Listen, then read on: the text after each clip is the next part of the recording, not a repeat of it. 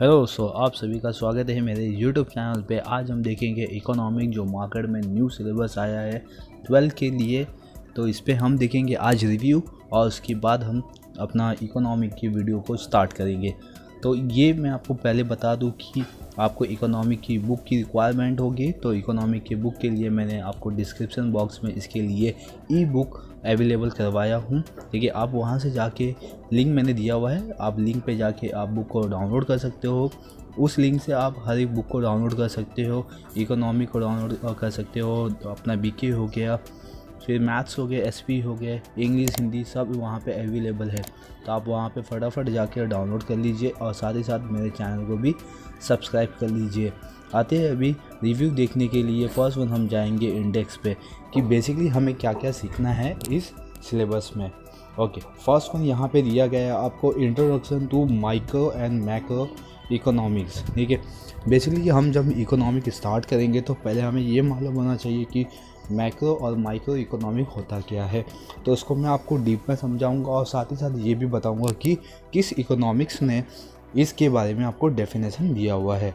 Because उसी definition के base पे आपको इकोनॉमिक के आंसर लिखने होते हैं और साथ ही साथ आपको इसके ऑब्जेक्टिव क्वेश्चन भी आते भी। सेकेंड वन सबसे most important utility analysis, next one demand analysis and after elasticity of demand, supply analysis, form of market, index number, national income, public finance in India, money market and capital market in India, and the last one foreign trade of India।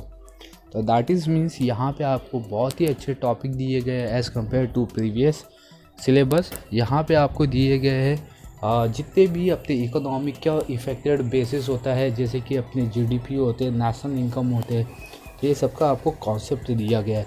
Form of the market given है यहाँ पे, आप देख सकते हो यानी कितने type के मार्केट होते हैं। तो उसके बेस पे आपको यहाँ पे इकोनॉमिक दिया गया है। जैसे भी हम देख रहे हैं कोविड-19 के बेस पे बहुत सारे मार्केट इफ़ेक्टेड हुए हैं। इसमें सबसे ज़्यादा इफ़ेक्टेड हुए लार्ज स्केल और जो मीडियम स्केल के होते हैं, लेकिन उससे सबसे ज़्यादा जो अपना ग्रोथ रेट इंक्रीज़ करता है वो स्मॉल सेक्टर बिजनेस होते हैं, क्योंकि स्मॉल सेक्टर बिजनेस हर एक लोकल एरिया में होते हैं, जिसके वजह से मीडियम और लार्ज स्केल बिजनेस रन होते हैं। ओके, आइए हम अभी स्टार्ट करते हैं हर एक चैप्टर के बेसिक कॉन्सेप्ट पे। लेकिन उससे पहले मैं आपको बता दूं कि यहाँ पे आपको दिया गया है एक नोट इन्फॉर्मेशन। जैसे आप देख सकते हैं front page and back page. ठीक है, फ्रंट पेज पे क्या लिखा हुआ है यहाँ पे, student of the 11th and have now come to standard 12, they are joined to study economics as an independent subject. The front cover is a visual presentation of the different economic concepts discussed in the textbook, and the back page can cover various economic activity and a symbolic representation of different financial institutions. आप जैसे आप economic के cover को देखोगे, जैसे मैंने पहले cover डाला हुआ है, तो वहाँ पे इकोनॉमिक के बहुत सारे अलग अलग पार्ट शो किए गए। चलिए स्टार्ट करते हैं हम। अभी इकोनॉमिक के जो इंडेक्स देखे अभी हमने 10 चैप्टर थे आपको इस सिलेबस में सीखने के लिए, तो उसके बारे में हम समझेंगे कि हमें बेसिक उस चैप्टर के अंदर क्या क्या कॉन्सेप्ट दिया गया है और उस कॉन्सेप्ट को क्या क्या कैसे समझना है हमें। ठीक है, तो आइए स्टार्ट करते हैं। Explain the subject matter of micro and macro economic. ठीक है, यहाँ पे आपको सब्जेक्ट मैटर दिया गया माइक्रो एंड मैक्रो। इसको मैं आपको अच्छे से एक्सप्लेन करूँगा जब हम टेक्सचुअल पे आएंगे। टेक्सचुअल जो आपको दिए गए इकोनॉमिक के पूरे कॉन्सेप्ट, तो मैं उसको एक्सप्लेन करूँगा। तो अभी हम सिर्फ एक बार रिव्यू देख लेते हैं।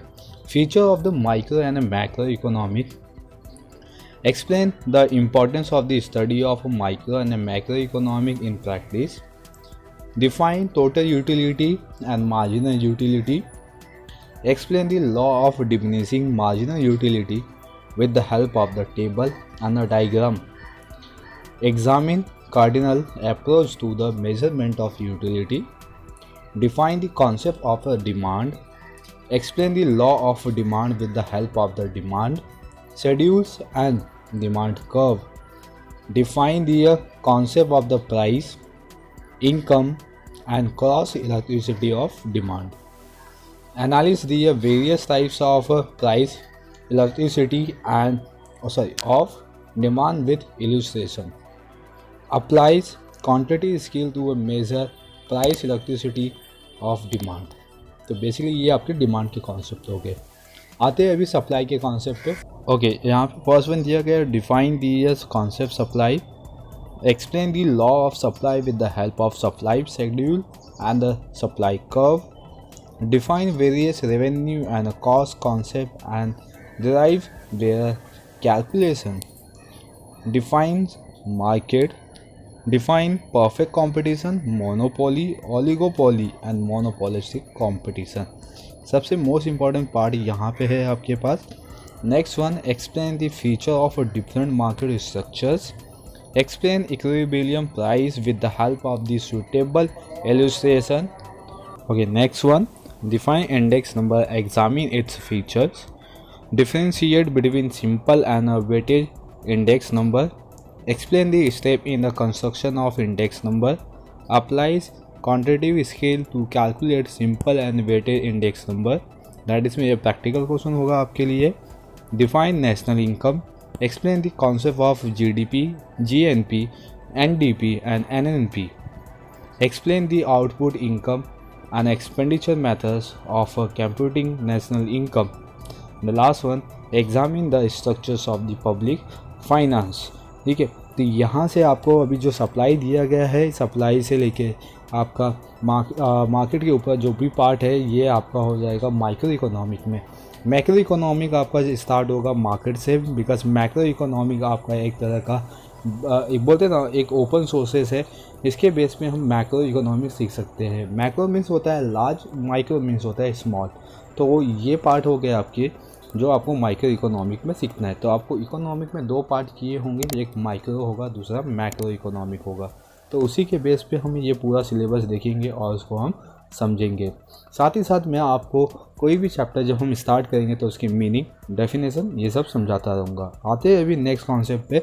Define public revenue, public expenditure, public डेब्ट, analyse the tax non tax source of public revenue, examine the causes of rising public expenditure in India, defines physical policy and budget, explain the meaning and the classification of financial market, explain the structure of money market and capital market in India, define central bank and a commercial bank, explain the function of the central bank and a commercial bank, examine the role and the problem of money market and capital market in India, explain the reform introduced in the money and capital market in India, explain the role of foreign trade with a reference to India, explain the composition and the direction of India's foreign trade, define the concept of a balance of payment and the balance of trade। तो ये आपके पास पूरा concept है economic का जो आपको सीखना है। और ये जितने भी आपको पॉइंट दिए गए हैं ये सबसे मोस्ट इम्पॉर्टेंट पॉइंट, या आप बोल सकते हैं हम मोस्ट इम्पॉर्टेंट चैप्टर आपको गिवन है इकोनॉमिक्स में। इकोनॉमिक एक ऐसा सब्जेक्ट है जो आपको किसी भी कंट्री का आपको एक पोजीशन शो करता है कि वो फिनेंशियली कितना ग्रोथ कर रहा है या उसके पास रिसोर्सेज कितने हैं। तो आई होप ये जो आपकी मैंने आपको रिव्यू बताया हूँ इकोनॉमिक का ये आपको समझ में आया होगा।